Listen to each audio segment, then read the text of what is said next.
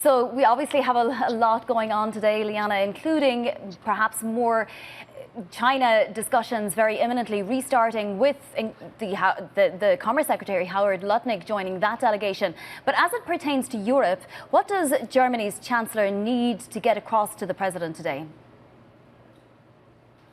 Well, first of all, he has to establish a good personal relationship with the president. Apparently, that was successful in the first meeting. He chose an approach of giving only very short response to Donald Trump, mostly agreeing with him on many issues. The main line that he was trying to drive home was on putting more pressure on Russia, arguing for that sanctions bill.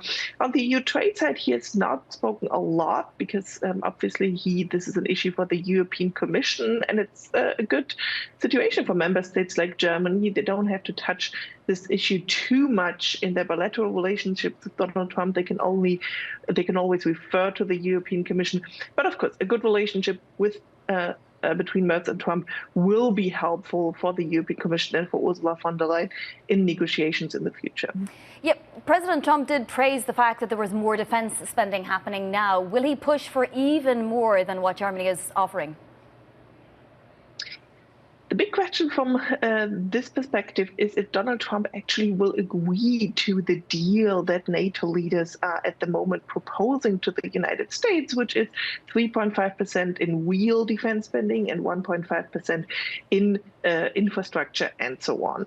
That has been coordinated with Rubio, the US Foreign Minister, that's been coordinated with Chancellor. But in the end, it's going to be Trump who's going to decide if that is enough.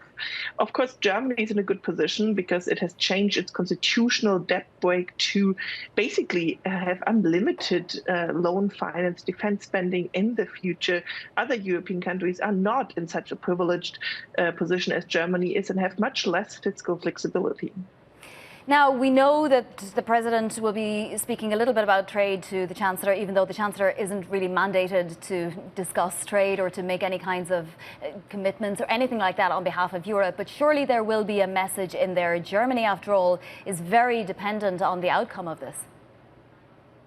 Yeah, the problem for Germany is that while on defense, it has improved its score with Donald Trump, on the trade deficit, it still doesn't look great. Germany is among the 4 countries with Mexico, China, and Vietnam that have the greatest trade deficit with the United States. German investments in the US have increased, so that's something that Merz can show for. Germany creates actually jobs in the United States, but the trade deficit issue is really important for Donald Trump. And again, in the European Union, Germany is a country with the biggest trade deficit with the United States. So he will not be able to escape that discussion entirely. And what he will probably propose is definitely more German investments in the United States, but also more German purchases of weapons, of military goods from the United States to help alleviate that problem.